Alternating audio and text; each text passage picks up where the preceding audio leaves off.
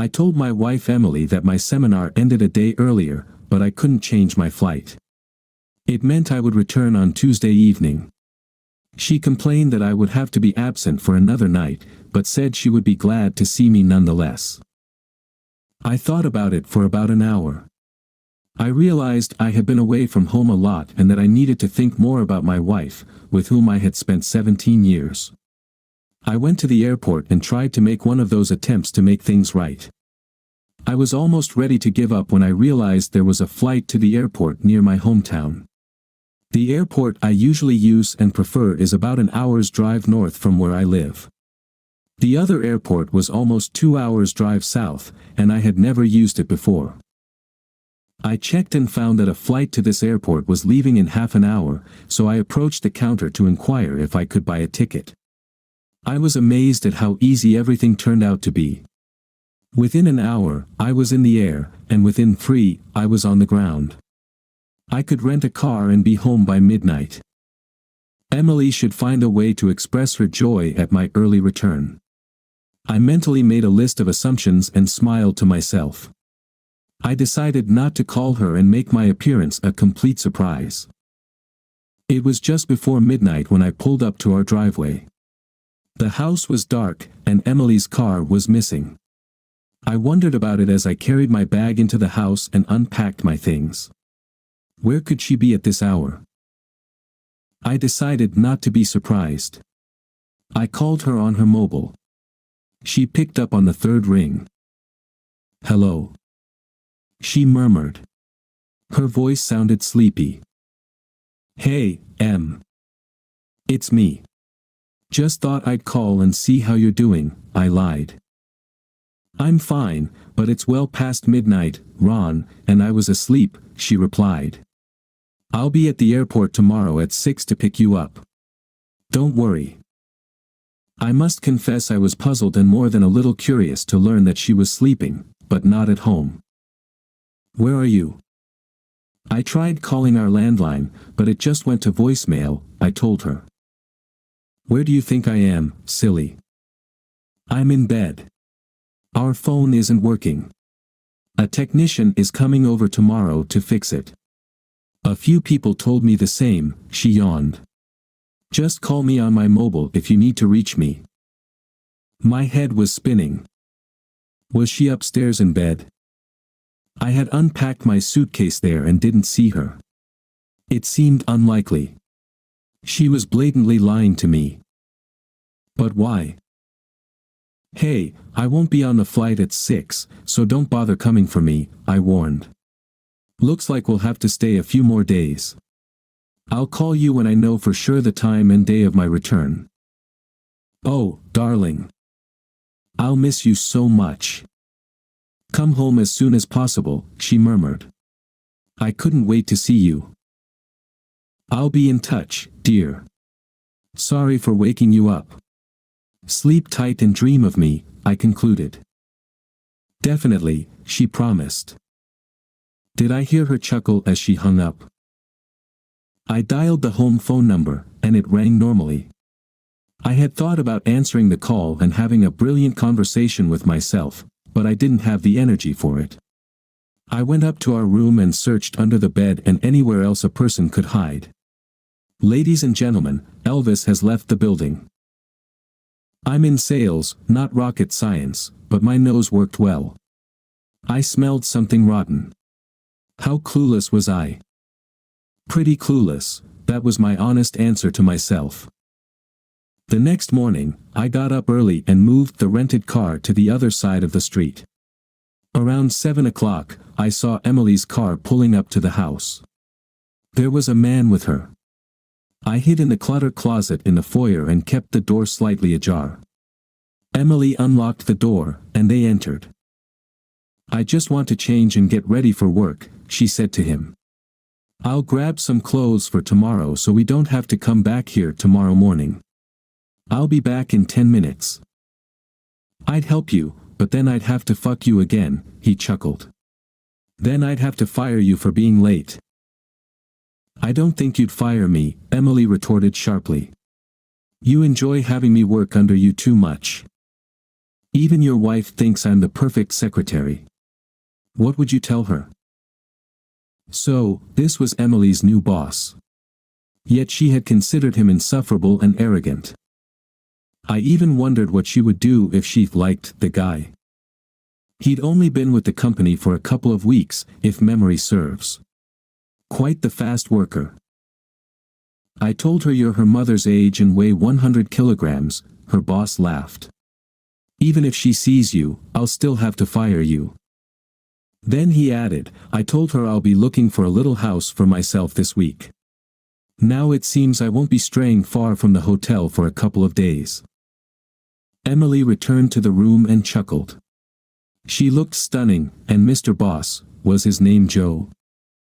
Grabbed her and kissed her slowly, wetly. I had the temptation to grab an umbrella from the shelf and shove it up his rear end. Why don't you spend tomorrow evening with me, right here? We can go out for dinner and be back by 8. Maybe when we return, you'll be lucky enough to see the little house after chatting with its owner, Emily suggested. If you're interested, I can give you a tour of all the rooms. Want such a tour? And what if your husband comes home early? The boss asked. Jeff, you're so nervous. She chuckled. His name was Jeff. Ron will call to let me know so I can meet him at the airport. He'll give me a day's notice, so if he doesn't call today, he won't be home tomorrow. That's good enough, Jeff said to her. I wouldn't want some jealous husband trying to kill me.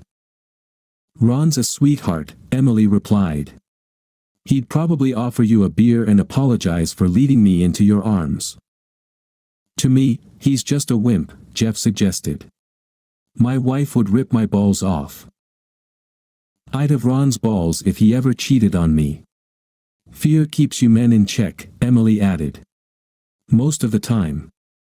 Seems like you're not too afraid of your wife. Believe me, I'd be in deep shit, Jeff replied. I'd be lucky to save my life, let alone my balls. Luckily, she's in Houston, so I feel perfectly safe. That was all I heard as they walked out the door. My face was red, and my blood pressure must have been through the roof. Not only was she unfaithful, but my wife despised me. I sat and contemplated the situation. A plan began to take shape gradually. I remembered that Emily told me her new boss was being transferred from the company's headquarters in Houston. I needed to find out his name, so I made a few phone calls. A few silly questions to Emily's office secretary quickly provided me with all the necessary information. His name was Jeffrey Ross, he had a wife, and 2 teenage children. She stayed in Texas with the kids until the end of the school year, and then they would join Jeffrey here in Springfield. He was house hunting every evening after work. I searched the Ross surname in Houston on the internet directory and found 3 Jeffrey Rosses in Houston. With the first call, I hit the jackpot. Mrs. Ross? Mrs. Jeffrey Ross? I asked. Yes, I am Mrs. Jeffrey Ross. How may I help you? She replied. Your husband works at Halifax Company? I asked. Yes, he does, she replied. This is Don Watson from Halifax, I lied. We're planning a small party for your husband, Jeffrey, and you. We'll provide you with round-trip tickets to Springfield. It'll be a surprise for Jeffrey. Can you make it? I couldn't help but think what a jerk I was, but all's fair in love and war. And I was at war. I can ask my sister to look after the kids, she replied. That sounds very sweet. When is this little scheme planned? I almost answered her question directly, but I held my tongue. Tomorrow evening. You need to catch flight 1435 with American Airlines. Just charge it to your card, and the company will reimburse Jeff with a check, I told her. We'll arrange for someone to meet you at the airport. The flight arrives at 5 in the evening, and the party starts at 8, so you should have plenty of time. Don't forget to keep this a secret, okay? She promised not to tell anyone, and I ended the conversation. Then I started calling Emily's friends and relatives to invite them to the surprise party for Emily. I told them she got a promotion from her boss, and I thought it was a reason to celebrate. It seemed like everyone was satisfied with this explanation and the need to keep it a secret from Emily. I asked them to be at our house by 7 to ensure Emily would come. I didn't want to be a bad host, so I called a local restaurant and ordered food and drinks for the next evening. I explained that everything should be set up on the patio next to the living room, by our pool. Emily always wanted to throw a good party on that patio, I thought.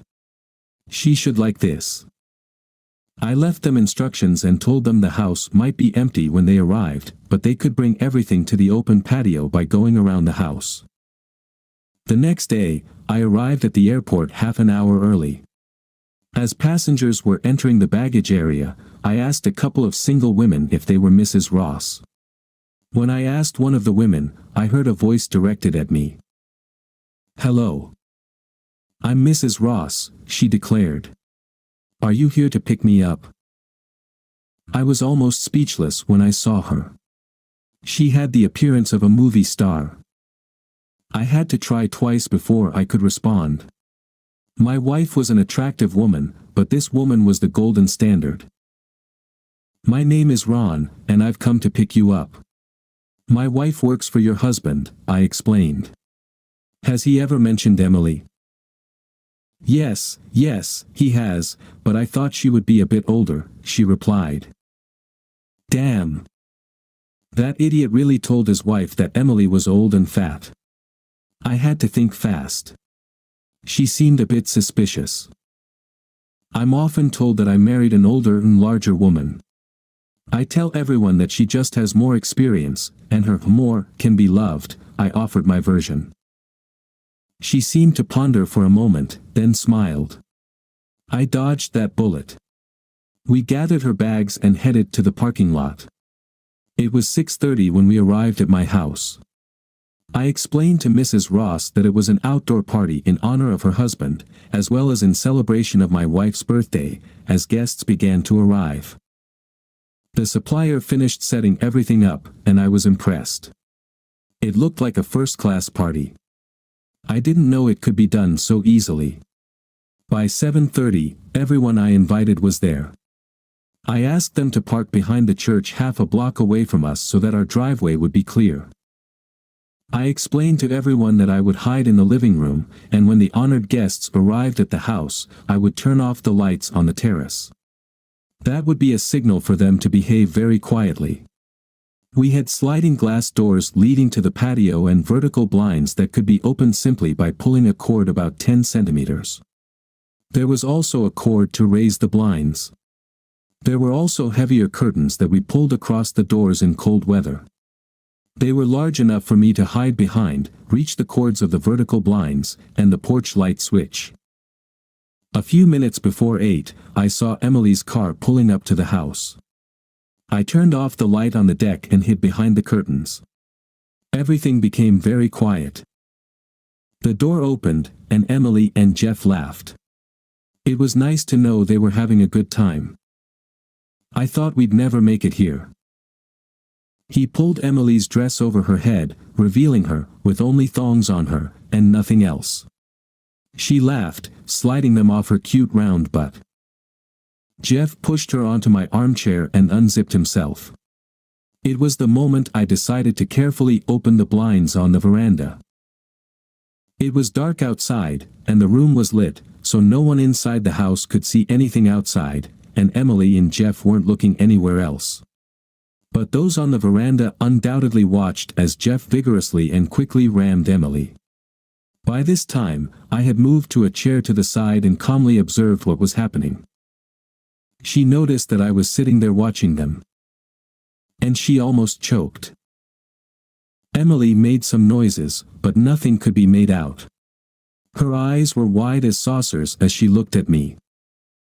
Finally she managed to push him away. Her face was soiled as she looked at me. "What are you doing here?" She demanded an answer. I was a little disappointed by such a banal question.